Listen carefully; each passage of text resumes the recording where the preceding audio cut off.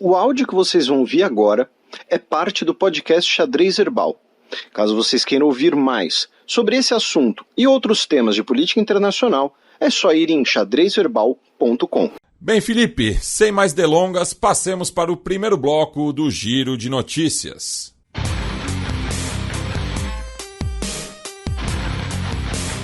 Giro de Notícias.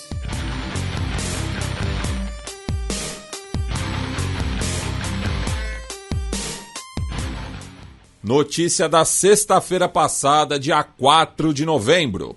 Imran Khan diz que primeiro-ministro do Paquistão está envolvido em tentativa de assassinato. O Imran Khan, que sofreu uma tentativa de assassinato na sua longa marcha à capital do país, no final da semana retrasada, ele, nessa semana, fez algumas declarações bastante fortes, né, dizendo, primeiro, né, que o Shehbaz Sharif, o primeiro-ministro, ele teria participado de uma trama junto com o ministro do interior e uma figura importante do exército paquistanês realizassem o complô para assassiná-lo, né? O Imran Khan disse: esses três decidiram me matar. Ele disse que a tentativa de assassinato é causada por extremismo religioso e por tentativas de instaurar um regime político sem a legitimidade do voto popular, né? Lembrando que o Imran Khan, uma das exigências dele é uma nova realização de eleições, ele que foi removido depois de um voto de desconfiança dentro do parlamento. Junto com isso também tem a questão de que o Imran Khan e o atual premier, eles estariam disputando nos bastidores, né, influência na nomeação dos novos comandantes do exército paquistanês. Vamos lembrar, o Paquistão, ele tem o exército como uma instituição muito importante, não apenas nas suas funções, né, de defesa, como um país que está em situação de guerra quase permanente, mas também como instituição política. O Paquistão teve ditaduras militares, os militares paquistaneses têm uma grande força na política paquistanesa, tá? Então, por conta... Lembrando que o país tem um programa nuclear, então isso é relevante, né? Exatamente. E, então, o ex-premier e o atual premier estariam ali também disputando espaço nos bastidores sobre as nomeações de novas chefias militares. O governo paquistanês, por sua vez, né, a polícia paquistanesa, que é comandada pelo Ministério do Interior, que o Imran Khan citou no complô, né, publicou o seu relatório preliminar da investigação, né, sobre o atentado, e o Imran Khan e o seu partido afirmaram que esse relatório era uma zombaria, tá? Porque o relatório basicamente diz que o homem que o tentou assassinar, o Imran Khan, teria agido sozinho, tá?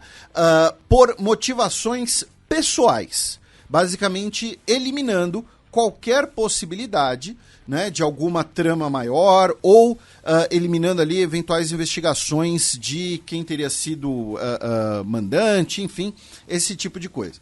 Então, o Imran Khan disse que o relatório era uma piada.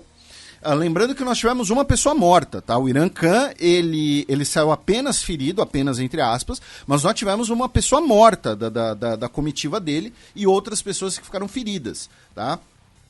Então, o relatório diz basicamente que o homem teria agido sozinho e teria conseguido, né, a arma também sozinho. Outra coisa que o governo do Imran Khan critica é que o assassino, chamado Navid Ahmed, ele está preso e há mais de uma semana ele não teve o seu depoimento tornado público, né? Ele não teve um depoimento, por exemplo, que foi transmitido, que foi compartilhado com as autoridades ou que foi transmitido, alguma coisa do tipo. Ele basicamente foi detido e colocado em isolamento, tá?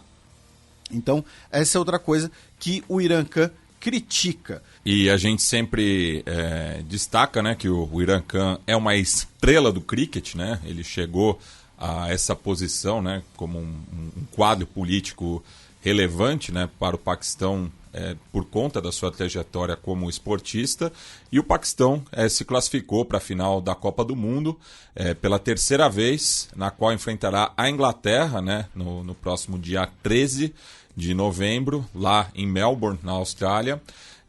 E ambos estão lutando aí pelo bicampeonato, né? Cada um jogou já 2 finais anteriores, perdeu uma, ganhou a outra. Agora ambos sonham, né, com o segundo título mundial. Mas o Paquistão perdeu para o Zimbábue, que se vingou do Pac-Man, é o que importa. E, finalmente, a marcha, né, rumo à capital do Imran Khan foi retomada depois que ele saiu do hospital, se recuperando do ferimento à bala. Notícia do sábado passado, dia 5 de novembro. Moeda do Irã cai para a mínima histórica em meio a protestos. O real iraniano, agora essa semana, chegou a ser negociado por 362 mil para $1. Tá? Então, 362 mil reais, né? Reais, não sei qual seria o plural, peço desculpa, iranianos ao dólar dos Estados Unidos. Tá? É o menor valor já registrado da moeda.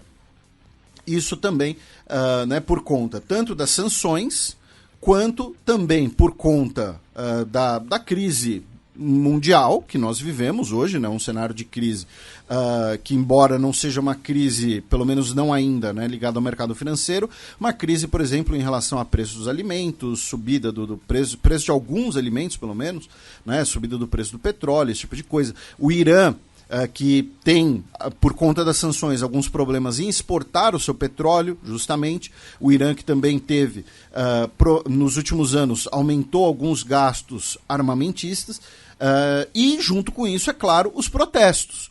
Né? Os protestos que devem ter causado, por exemplo, muitos iranianos, ou especialmente expatriados iranianos, né, diminuírem remessas para o país, retirarem, eventualmente, dinheiro ou poupanças do país. Então, a moeda do Irã chegou ao seu menor valor histórico na esteira dos protestos, repito. Como comparação, quando nós tivemos a assinatura do acordo nuclear em 2015, o real iraniano, ele valia 10 vezes mais do que ele valia hoje. Tá? Então, em 7 anos, a moeda perdeu aí mais de 10 vezes o seu valor. Não é um processo apenas de agora, né? É um processo que já viu uma depreciação, mas agora chegou nessa mínima histórica.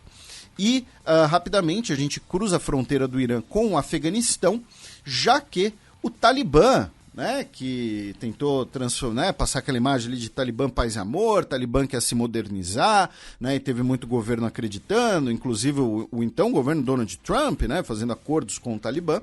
O Talibã baniu as mulheres de frequentarem parques e locais abertos para diversão na capital Cabul, supostamente porque as ordens de manter um acesso segregado não estariam sendo cumpridas e também teriam mulheres que não estariam utilizando corretamente suas vestimentas. Então elas foram banidas, né, dos parques e praças e locais públicos de diversão na capital Cabul.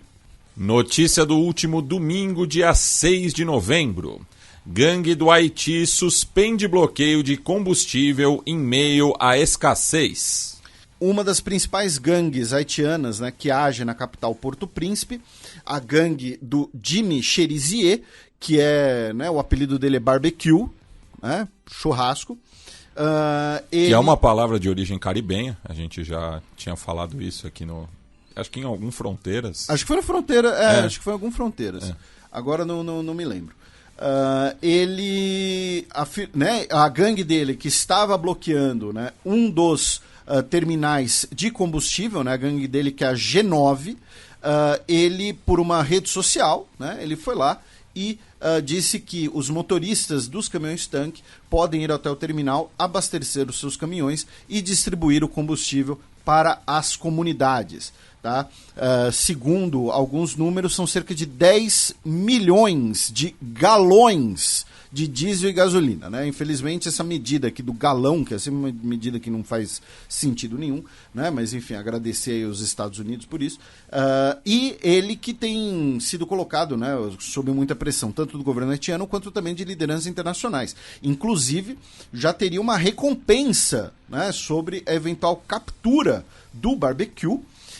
E ele que hoje é considerado, não só pelos seus apoiadores, como talvez a pessoa que tenha mais influência concreta dentro do Haiti. Tanto que os apoiadores da G9 chamam ele de senhor presidente ou de papa.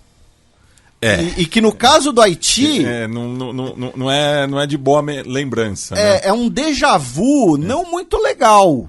Né? Para quem não sabe, né, nós tivemos a ditadura do Papa Doc, que foi violentíssima, corrupta, né, e que depois ainda tivemos o Baby Doc. Né? Então ele está sendo também chamado de Papa por alguns de seus apoiadores. Notícia da quarta-feira passada, dia 9 de novembro. FMI e Bangladesh chegam a acordo preliminar para empréstimo de 4,5 bilhões de dólares. Bangladesh, que está passando por uma crise econômica muito grande, especialmente devido à alta do preço de alguns alimentos, já que Bangladesh precisa importar muitos alimentos. Bangladesh também tem um problema aí de dívidas, na verdade, de reservas em moeda estrangeira, embora nos últimos anos, é importante lembrar, Bangladesh foi uma economia que cresceu bastante nos últimos anos, né? Só que, especialmente por conta da invasão russa da Ucrânia, que afetou o preço dos alimentos, a gente vai falar mais disso mais pra frente, até aqui nesse programa, né?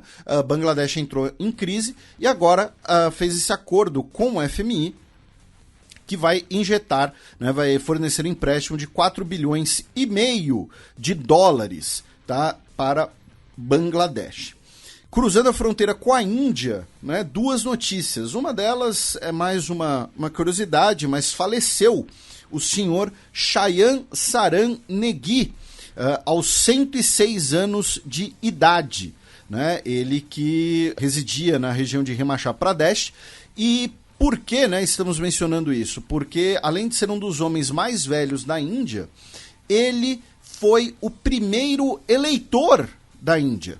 Tá? Ele foi o primeiro camarada a votar nas eleições de 1951, tá? Quando o país tinha, entre aspas, apenas 360 milhões de habitantes. Hoje tem 1,4 bilhão.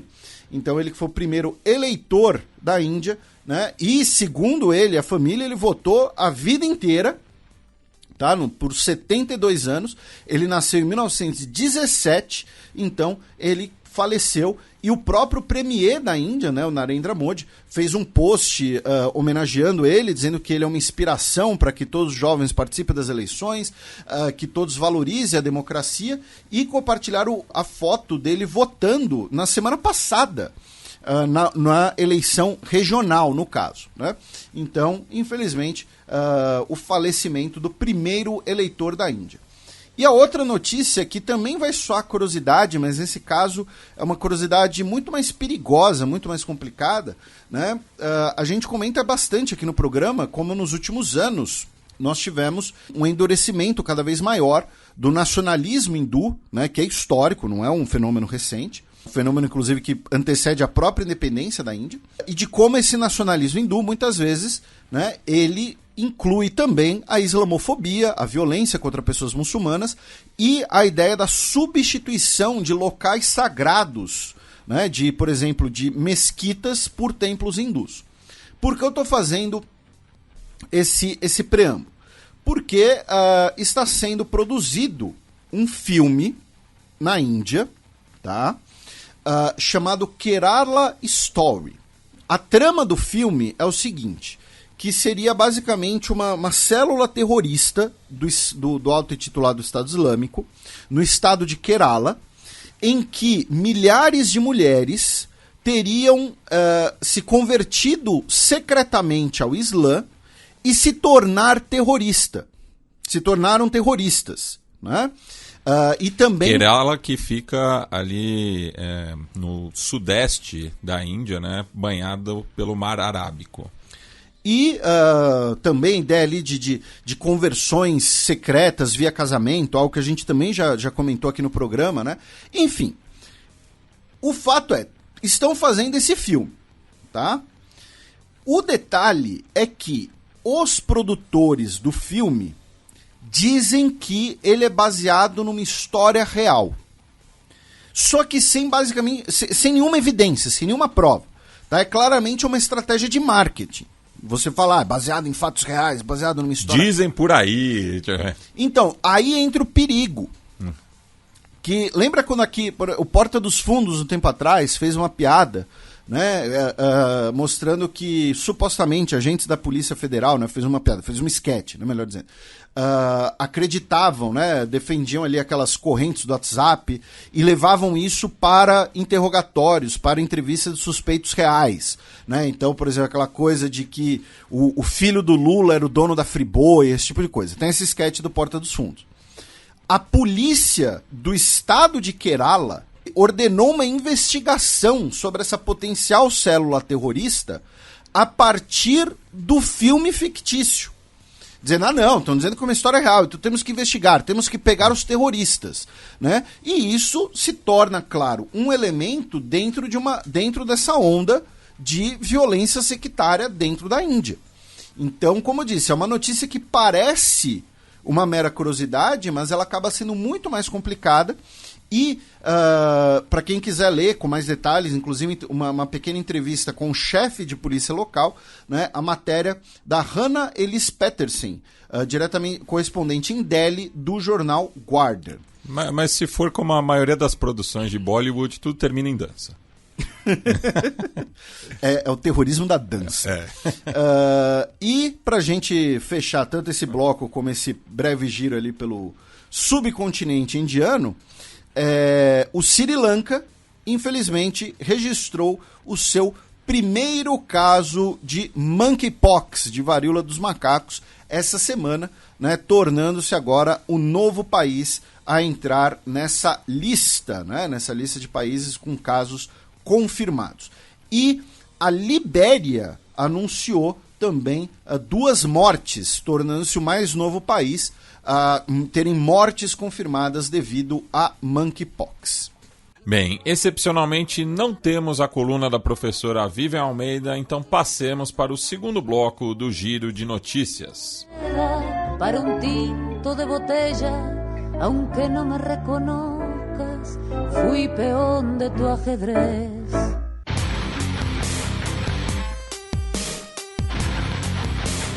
Giro de Notícias.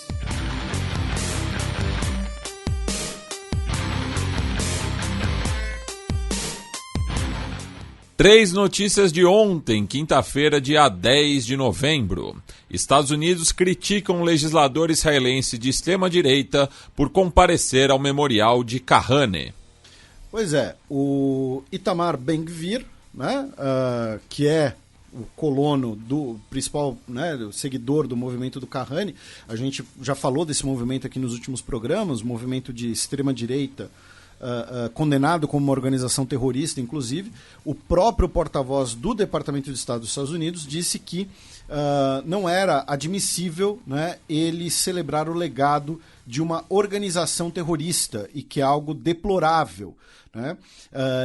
No caso, o Itamar Ben-Gvir, que tudo indica vai se tornar, né, um dos potenciais integrantes de um novo governo Netanyahu.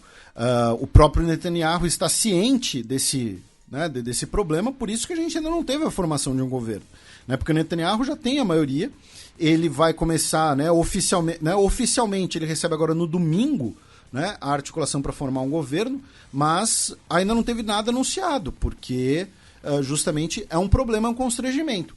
E curiosamente, outra pessoa que se pronunciou essa semana foi o presidente de Israel, Isaac Herzog, que é uma figura que tem que ser neutra, ele é um mediador de conflitos, né? Ele tem que ser neutro no sentido da política do parlamento. Ele disse que o mundo inteiro está preocupado com as posições de extrema-direita do Itamar Ben-Gvir. né? E a potencial participação dele, né, no governo Netanyahu. Eu já falei, se isso for oficializado, a gente vai falar ainda mais no movimento carranista, né, que é um movimento que é basicamente um fascismo israelense. Tá? Essa semana também tivemos um palestino que foi morto.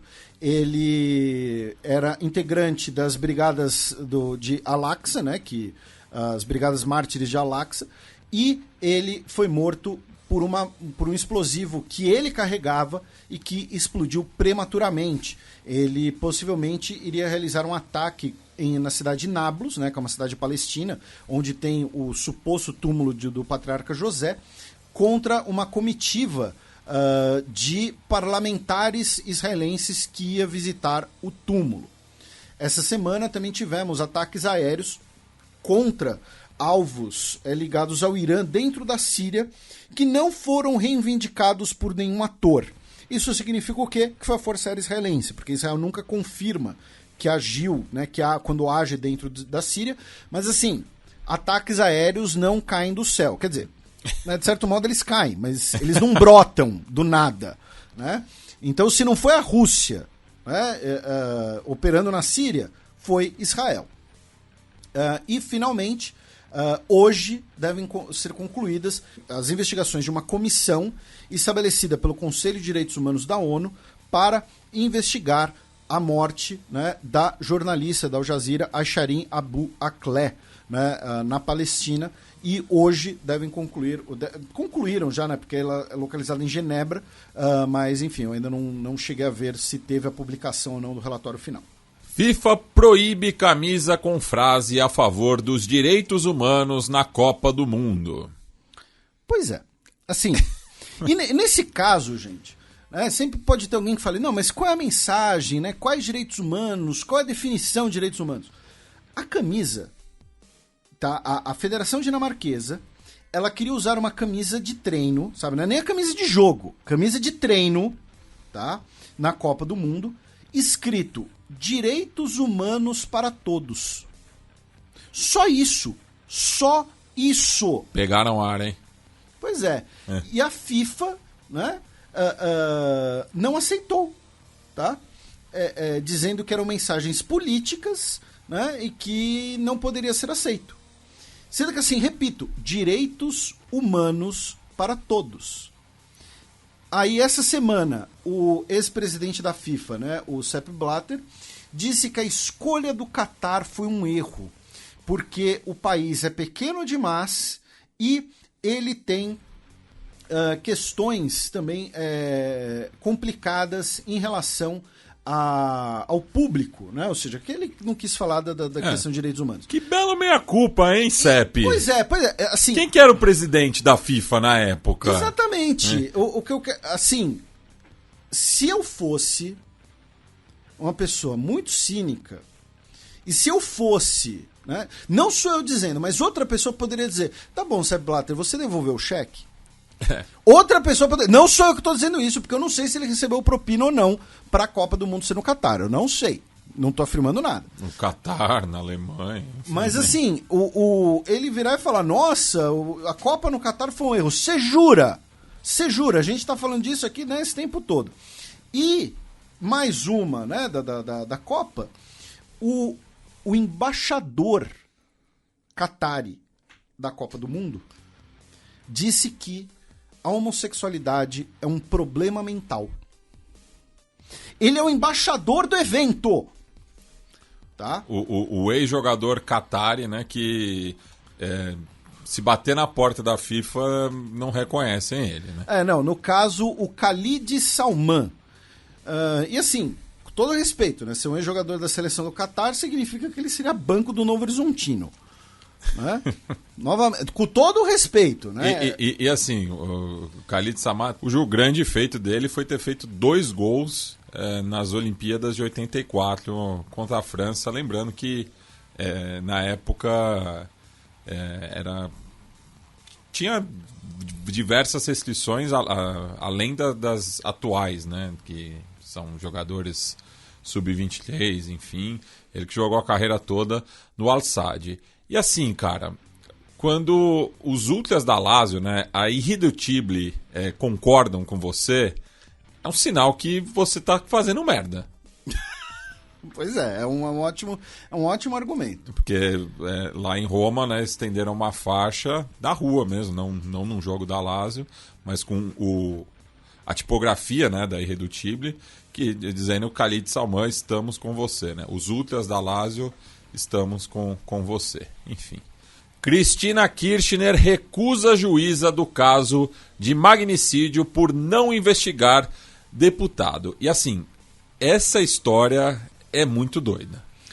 O que acontece? A Cristina Kirchner, né, o perfil oficial da Cristina Kirchner, publicou no Twitter um vídeo que tem 3 minutos, em que, basicamente, resumindo, tá?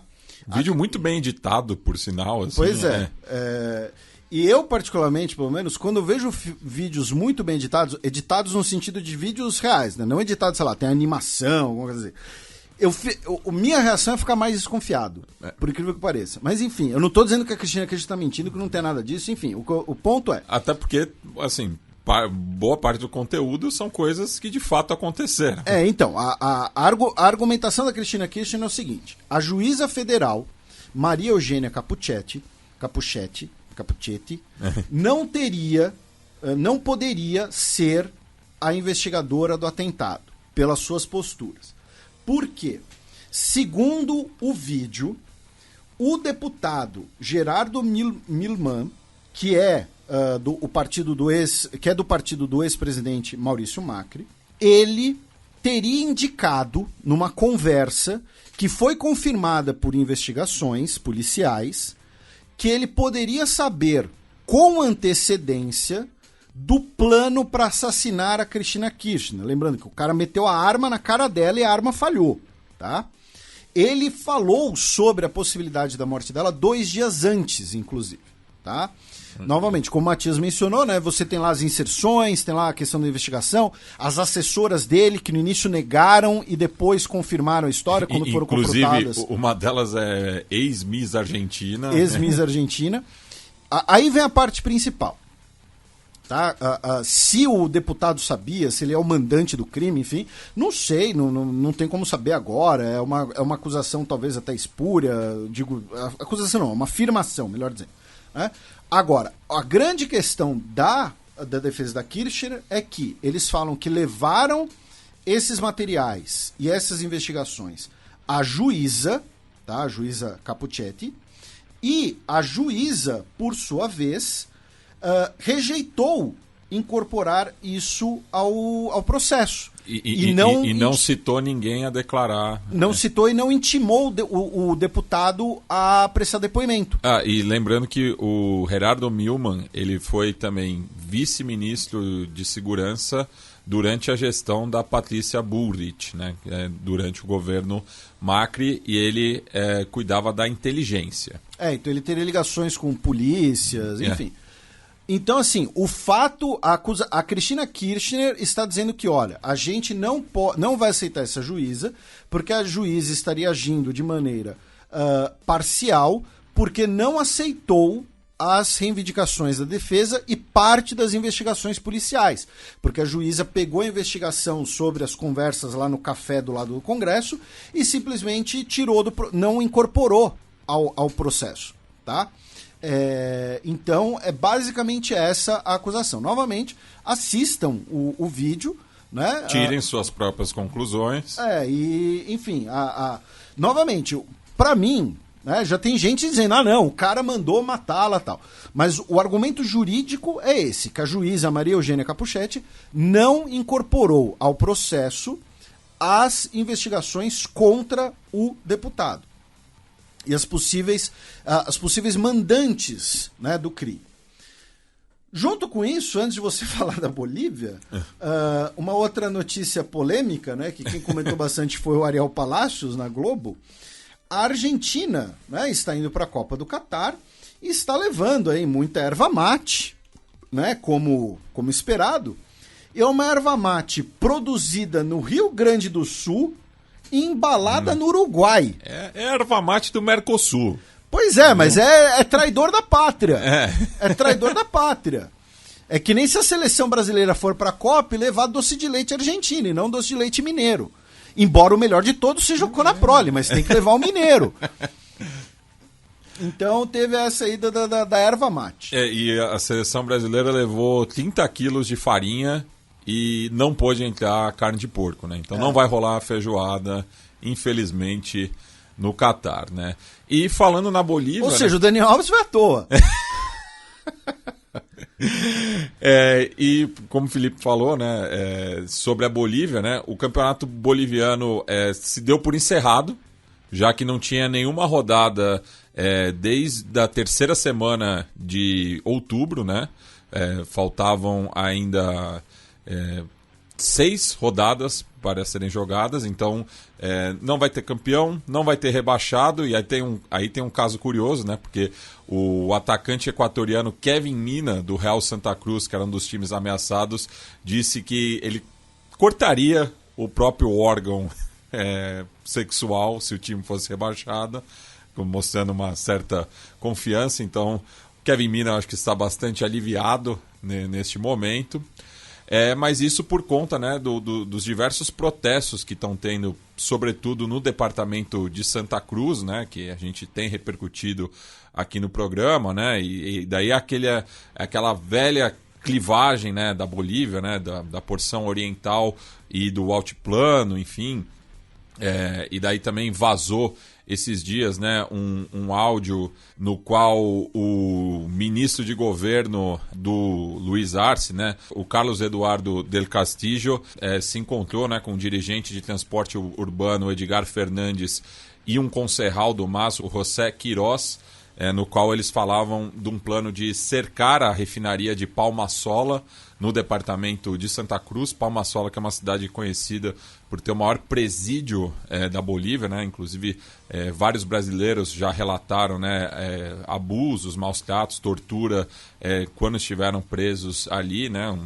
Deu um certo conflito diplomático no começo da década passada. E ainda, né, falando sobre futebol, essa semana também foi entrevistado num ali dos cortes de estradas, né? Faltou, acho que, torcida organizada na Bolívia, né, agir, mas o ex-jogador Álvaro Peña, né, que defendeu a Bolívia na Copa do Mundo de 1994, ele que é crucenho, né, fez quase toda a sua carreira nos clubes ali do departamento, né? Começou no Blooming, depois passou pelo Oriente Petroleiro, pelo Destroyers, o próprio Real Santa Cruz também, mas também jogou nos times do altiplano. Enfim, teve uma carreira bastante longa, mas ele mostrando aí o seu apoio, né, aos manifestantes, né? E queria agradecer o nosso ouvinte, o Luiz, que não passou o sobrenome, mas enfim, nosso ouvinte que ouve o programa graças ao seu amigo Murilo Massareto, ele que é natural de Santa Cruz, mas mora no Brasil já há 17 anos e é São Paulino. Então, saudações tricolores aí ao Luiz. Abaixa o volume, porque lá vem Breaking News! Ainda na nossa quebrada latino-americana, Maduro e oposição retomarão diálogo, segundo o Gustavo Petro. Pois é na nossa quebrada latino-americana, mas não é.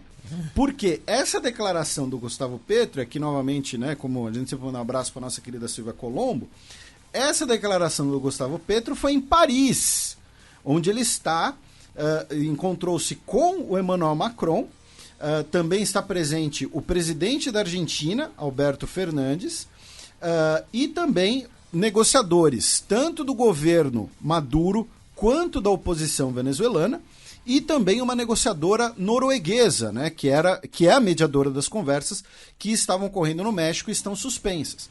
Tá? O Macron está realizando o chamado Fórum da Paz, né, na qual ele está realizando, como eu disse, uma série de mesas sobre o que ele chamou de multicrise. Né? Inclusive,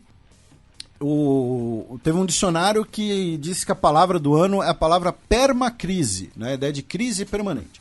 Mas, enfim, tivemos uma declaração conjunta assinada pelo Petro e pelo Macron, dizendo, né, que a única forma de resolver a crise na Venezuela é a retomada das negociações de ambos os lados, com o apoio, né, com os dois países apoiando o processo. Tá?